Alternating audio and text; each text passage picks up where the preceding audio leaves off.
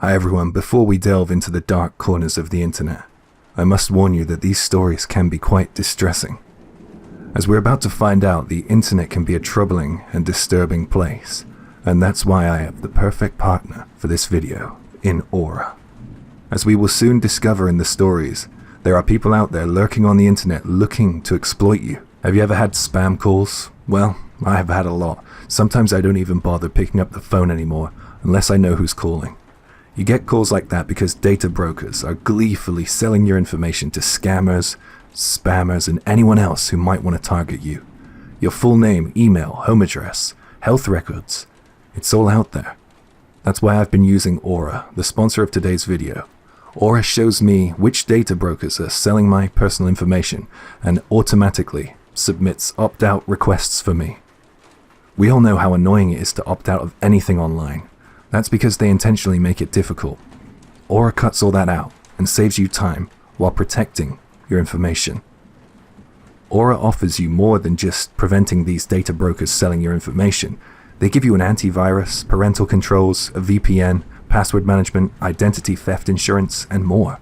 They will scour the dark web in search of your information, and if they find it, they will scrub it from existence where possible, help change your passwords, and offer a multitude of different solutions on your specific situation.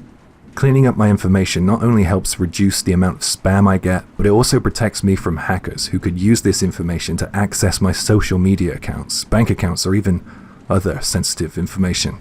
Aura is always on, doing the hard work of keeping me safe so I can focus on other tasks with peace of mind. That's why I rely on it when I'm searching the net. Click the link in the description to stop scammers and hackers profiting on your personal information. Go to aura.com/jnightmares to get a 14-day free trial.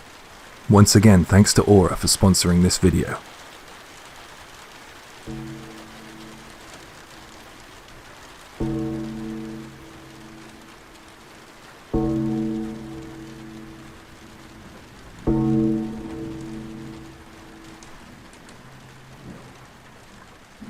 About a year ago, I was asked if I wanted to play some online MMO by one of my friends. At the time, I didn't know how much trouble a game would be able to cause me. Let me start off by saying that I haven't ever really been a gamer. I wasn't even aware you could have in-game chats with people. I didn't know what to do, but I wanted to give this online gaming thing a try since my friend said it was so much fun. I joined a large guild, and some veteran players were kind enough to show me the ropes. Thanks to everyone's help, my character grew, and I was enjoying my new gaming experience.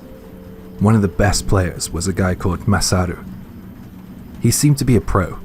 He was among the highest in our guild and boasted an armory of rare and difficult to obtain weaponry. He seemed to have all the best stuff and everyone looked up to him. Masaru seemed to care about me the most. I don't know if that's because I was the only girl on the team. He helped me raise my level and gifted me loads of cool weaponry and armor that he said he didn't need anymore. Everyone in the guild was surprisingly close to one another. They regularly had Skype calls and even met up in real life. We used Skype to speak to one another while we played. We chatted in the in-game chat and we exchanged email addresses. Most of the members of the guild lived in Kanto and Kansai. I lived in Hokkaido, so I never attended any of the offline meetings. It was just too far to go, and there were too many meetings for me to attempt to go to any of them. The distance between Hokkaido and Kansai is about 24 hours drive. That's 1,500 kilometers, or 956 miles, so no. I wasn't really careful enough about what I was doing online. I realize that now.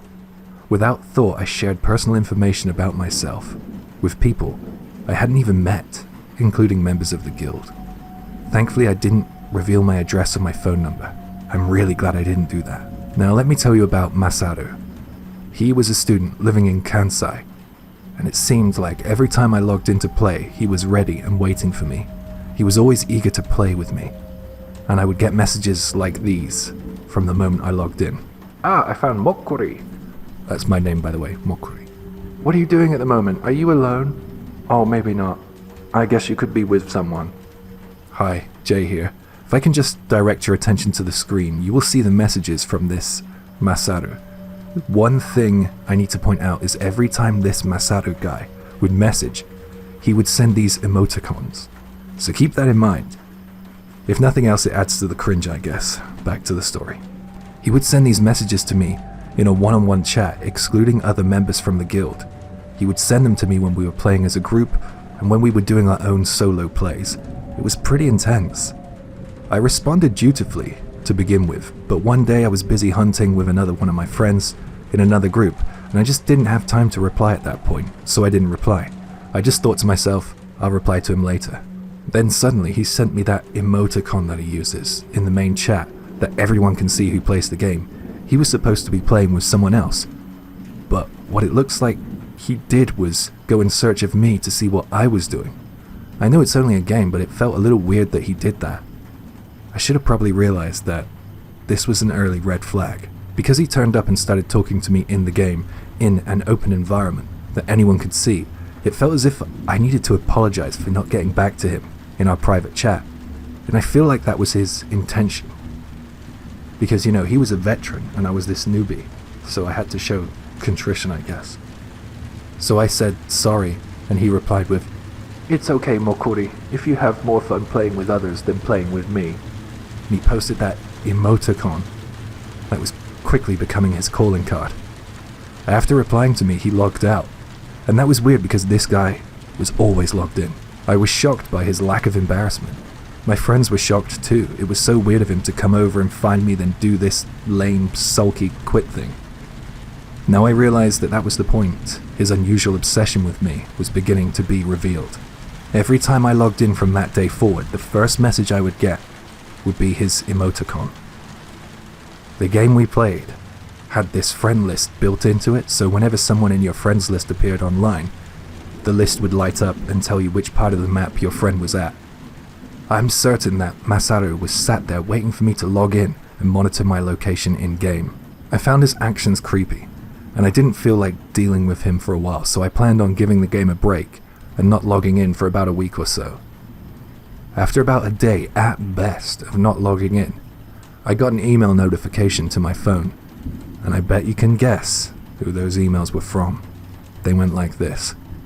"Hey, why haven't you been logged in for a while?" Followed by that dumb emoticon. All of his messages were followed by that emoticon. "I feel lonely without Mokori. I guess maybe you hate me, but I don't understand because I like you so much." Okay, at first it was chat in the game, and then it evolved, and now it was getting closer to harassment. I have a private life, and I preferred to keep that from the internet, and I wasn't interested in Masaru becoming a part of my private life either.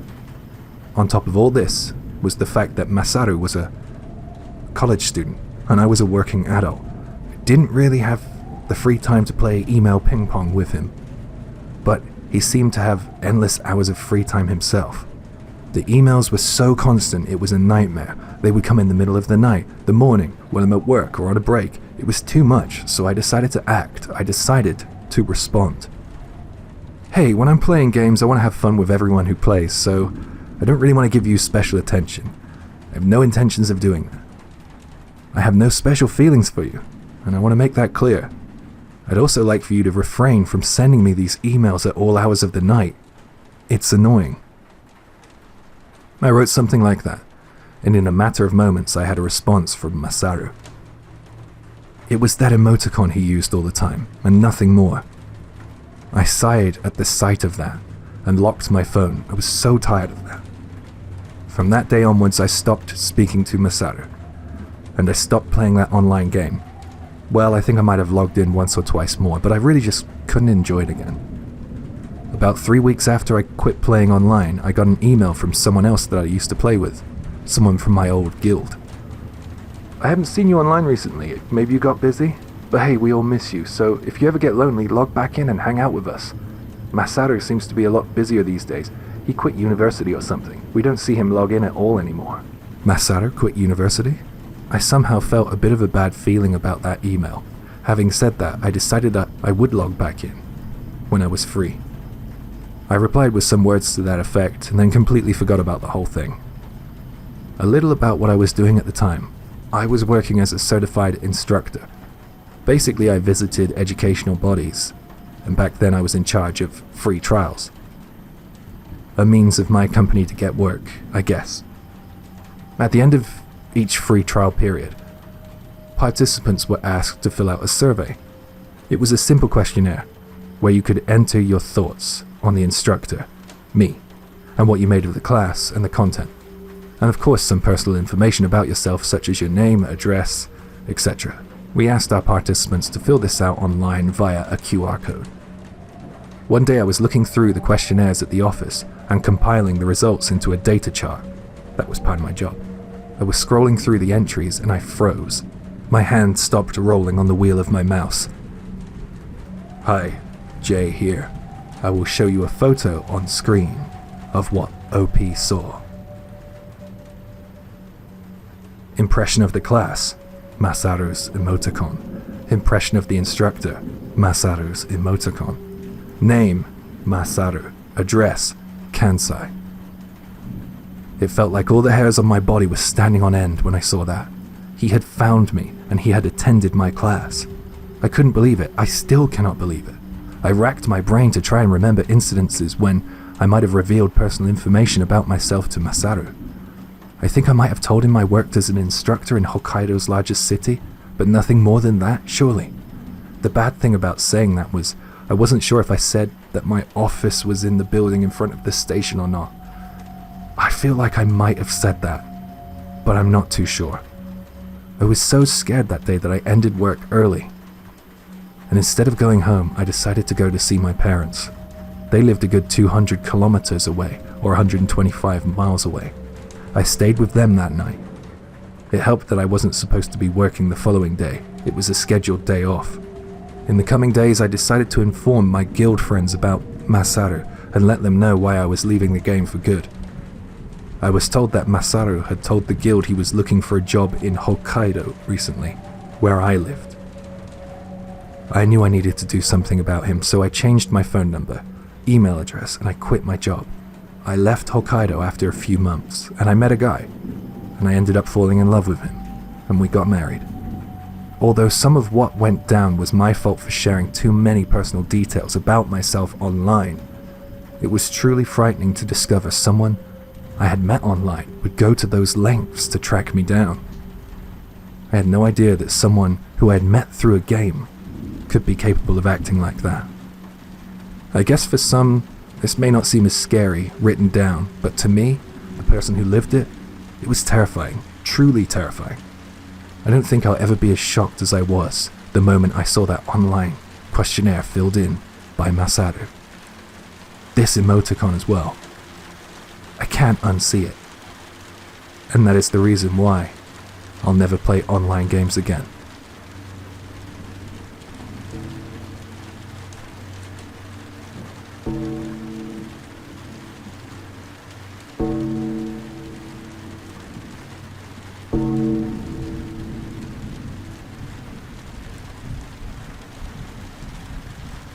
Have you guys ever heard of Clubhouse? It's a fairly new social media site that's pretty hot at the moment. Clubhouse is essentially an audio version of Twitter. You can enter these kind of chat rooms with different discussion themes. You can chat or just listen in on topical conversations. I tried it out for the first time not too long ago, after one of my friends was raving about it. I didn't expect to be that interested in it, to be honest. I didn't have high hopes. I did, however, think that it would be a pretty good tool for business. To listen in on business-like conversations might offer me a couple of interesting insights. I wasn't very familiar with social networking sites. I've only ever used Twitter and a little bit of Facebook. But once I started using Clubhouse, I found the experience to be rather fun. Conversations were taking place in real time. It was very free-flowing. And one thing I liked about Clubhouse was the fact that recording was prohibited, so everything felt fresh. There were no repeats. It was also pretty cool to hear what famous people were talking about in their rooms. It gave you a kind of behind-the-scenes passage into their personal lives. Before I knew it, I was hooked. I was in and out of different chat rooms all night listening in. Sometimes I would speak in my own room, but I have to say, more often than not, I was the listener. Because I spent most of my time hopping from room to room, I ended up discovering some niche topics, unpopular rooms, and even some mysterious content. For example, I joined this chat room, where there was no one talking. All you could hear was the sound of someone tapping away at the keyboard. It seemed to be a room where people were logged in working together in silence. Maybe it was something to do with telework? That was on the rise at the time. Or perhaps something else was going on. Either way, it was pretty weird. There was another room where someone was repeatedly chanting Buddhist sutras. I started off feeling a sense of wonder as I listened, but then I was quickly overcome with an immediate sense of sleepiness, and I had to leave. I also entered overseas rooms. I listened to conversations in English without understanding much at all of what they were saying. But it was still fun to listen though. There were many times where I just lost track of time and ended up staying late, hopping from room to room listening. One night I entered a room created by someone who called himself Mr. Z. You couldn't tell the gender from the profile pic, they just used a completely black icon. I guessed that it was someone from abroad, so I thought I would hop in and see what they were talking about. I joined the room, and at first, I thought it was one of those silent rooms again, but then I realized that I could hear some faint voices speaking. A man and a woman were talking. Their voices were so faint that I couldn't make out what they were saying, let alone what language they were using. It sounded like they had just left the chat room open on a desk or something. Even though I couldn't make out what they were saying, I could understand the tone of what they were saying, and it was increasingly sounding like it was becoming hostile. Are these two live streaming an argument? I wondered. It certainly sounded like two lovers quarreling to me. I wondered what would happen next, so I kept listening to Mr. Z's room. I listened for a while longer, but I grew bored and went to change rooms, but just before I changed rooms, I heard the woman in the argument scream. It was so loud that I instinctively removed my headphones. Her scream pierced my eardrums. What the heck is going on? I wondered. I quickly turned the volume down a little and then put my headphones back on. By that time I could hear Mr. Z's room again, and the screaming hadn't stopped. At the same time, there was this dull thudding noise, which sounded to me like someone hitting something very hard. After a while, the woman's screams stopped, and then the only sound I could hear was the sound of a male voice panting, breathing very heavily. Next came the sound of him walking around the room and rummaging for something. It sounded like he was rooting around through a cutlery drawer or a toolbox. I couldn't believe what I was hearing, and I couldn't stop myself from continuing to listen. Then, there came this strange, clicking, grinding sound. I realized after a couple of seconds what that sound might be. It sounded to me like someone was sawing something. I gasped as my mind put together a picture based on the noises I was hearing. A very disturbing picture. I had to ask myself if I was listening to the sounds of someone being murdered and then dismembered. I suddenly felt very nauseous, and I took my headphones off again to run to the bathroom. When I came back from the bathroom, I went to check my phone. I was hoping for some amateur director or actor to explain that what I had just heard was some special effects works that they would be using in a movie. But all I saw when I looked at my phone was a notification saying that Mr. Z had closed the room, essentially ending the live stream. Obviously, I have no way to confirm if what I heard was an actual crime. It could have been just something fake, something made up to scare people. Well, if that's the case, then it certainly worked on me. One thing I will say is, I searched for Mr. Z's room again. Not sure why, perhaps out of morbid curiosity, but more likely out of a desire to prove what I heard was fake. When I searched for his room, it always returned 0 results.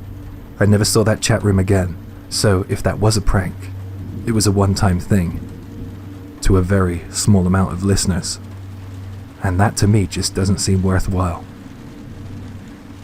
I was left with a mystery. Although I really enjoyed that app, that experience put me off using it again. I felt very aware of the fact that the internet was full of strangers and horrors. It was like I lifted up a rock and I saw what lived beneath it, the writhing and squirming of things that prefer to operate in the dark. I'm more wary about what I do online now.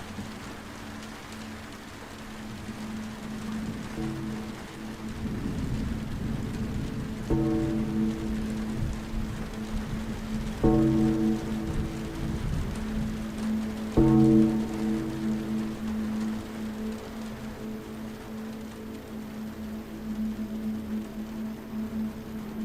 got transferred to a rural area of Kanto with work. It wasn't the worst timing in my life, to be honest, because my child was about to start kindergarten, so it felt like the move wouldn't disrupt our lives too much. We enrolled our child into a kindergarten, and over a short space of time, we were introduced to a few of the parents. I was surprised when I realized that I recognized one of the faces in the crowd. It was someone that I went to high school with, who will be herein referred to as A. It was a surprising coincidence, but the truth of the matter was that A and I weren't that close. We were just in the same classes at school. I'm sure you can relate to what I'm saying. Just for clarification, I'm a guy, she's a woman. Bear that in mind for this next part. One weekend earlier this year, I got a knock on my door. I was having dinner with my wife at the time, and we weren't expecting company that night. I went to the door and looked through the peephole, and I saw a strange man stood outside there. I opened the door expecting it to be a neighbor stopping by, but it wasn't. "Hey, I'm A's husband. You know why I'm here, don't you?" I didn't know what to say to this guy, and of course I didn't know why he was there. My only thoughts were about getting back to my dinner. He said some other stuff that I didn't really understand or care about, so I quickly became impatient with him and his conversation, so I cut him off mid-sentence, and I asked, "Look, do you need something?" As soon as I asked that, I knew I had pushed him to the edge. "Oh, I'd expect that kind of attitude from a guy like you. Yeah, 'cause you're the kind of guy who thinks it's fine to put your hands all over someone else's wife, aren't you?" He was close to yelling. I could tell that he had come here to cause a scene and try to embarrass me. I stood there in shock.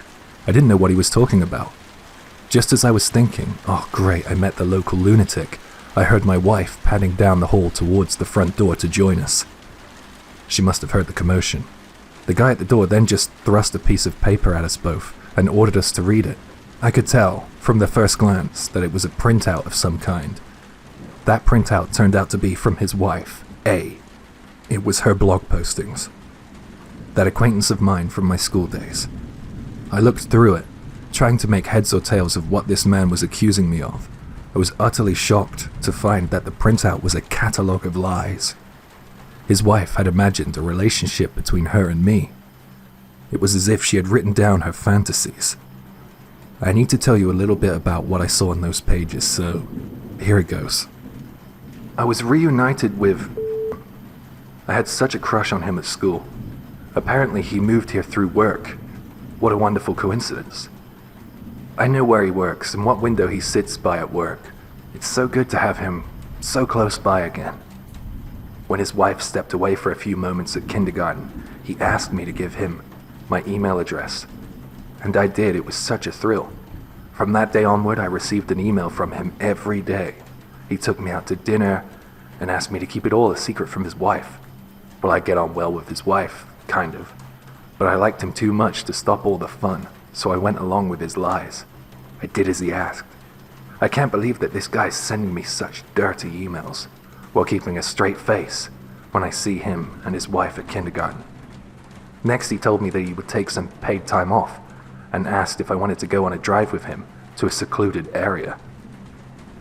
I did want to go with him, so we met up.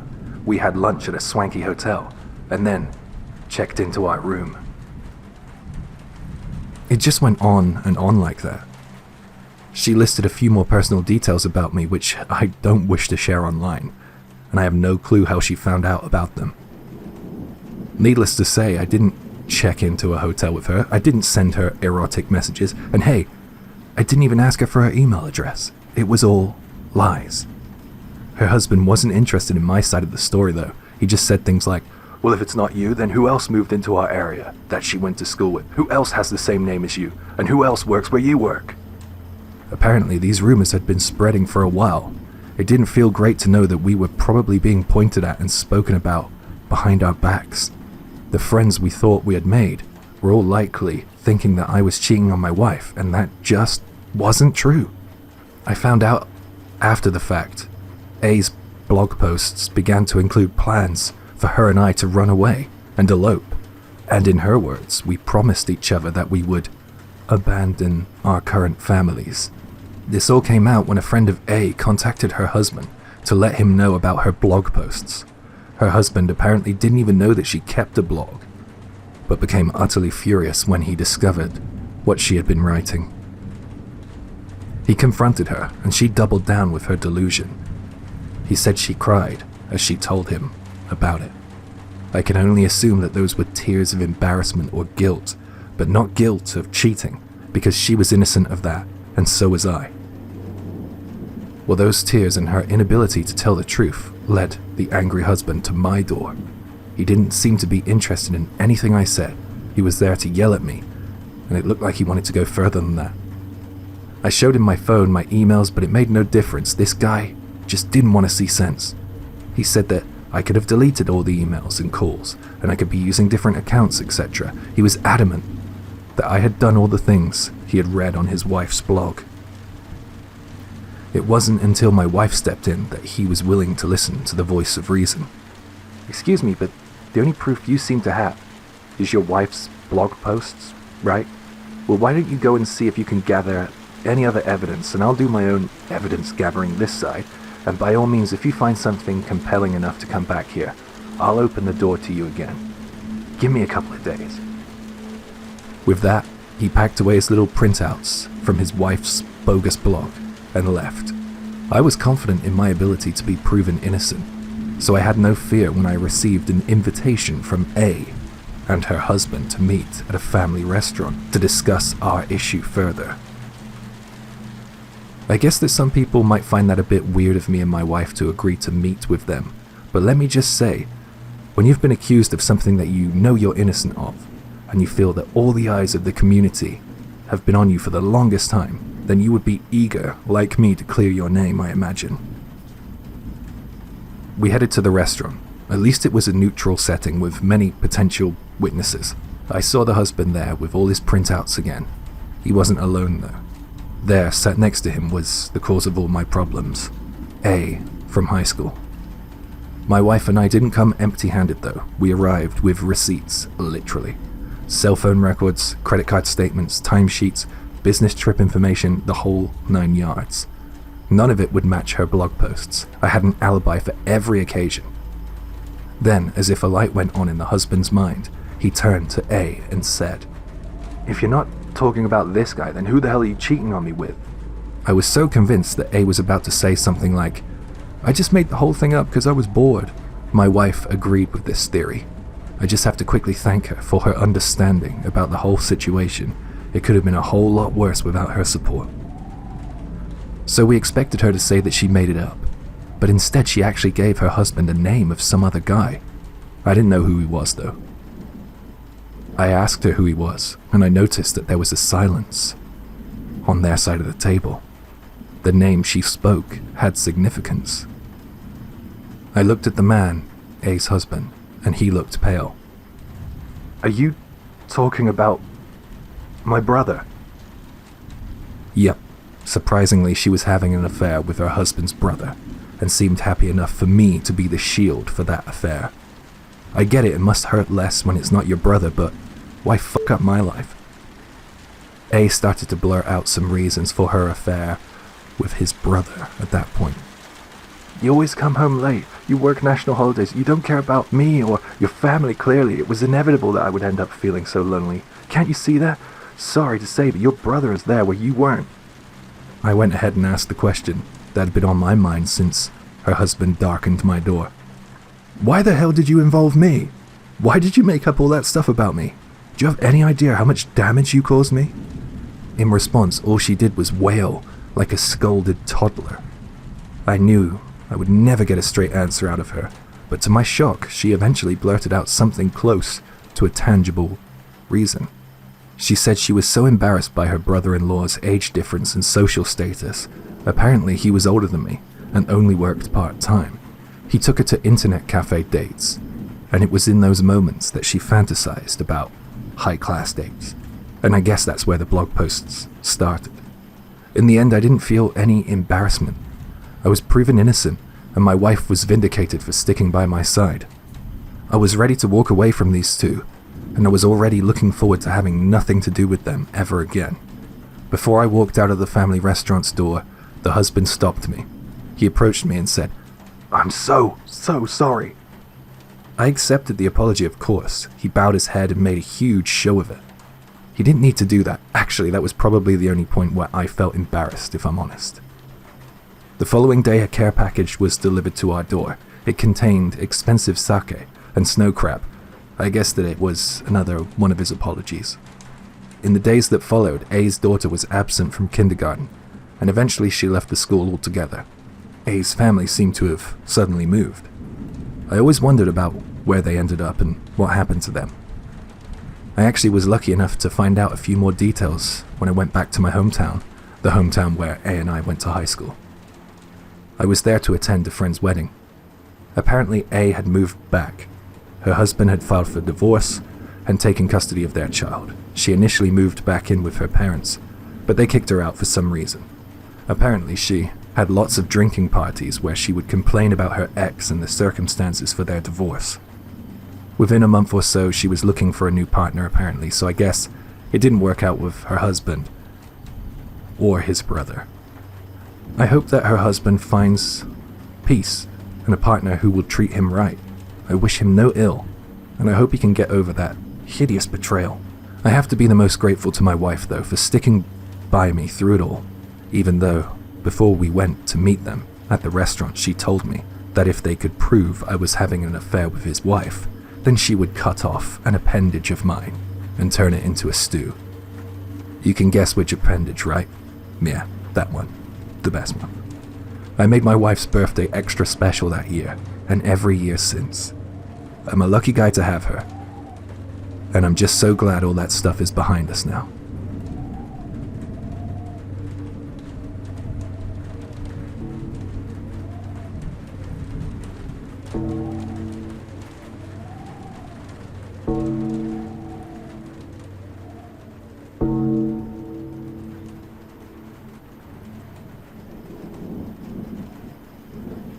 I got into a university in Tokyo.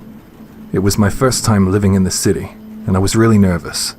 I thought that I would have a hard time adjusting to life there.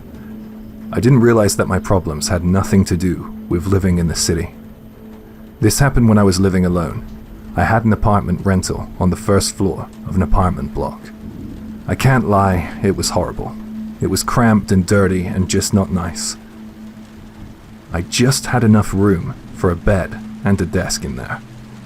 I remember there being like only 1 or 2 electrical outlets, so I had to get loads of extension cords to get the setup I wanted. You need a lot of electric when you live alone. I had no idea. Wi-Fi routers, chargers, cooking appliances, it all adds up. I loved being online back then, and the first thing I got sorted was the internet connection.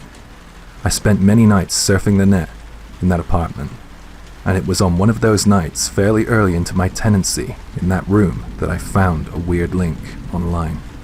I think I came across it on a bulletin board, and the enticing title that made me click on it was something as simple and as dumb as, "This video is crazy, check it out." Well, I knew that message board was good for funny content, or at least something gross, so I thought I would find something interesting if I clicked it.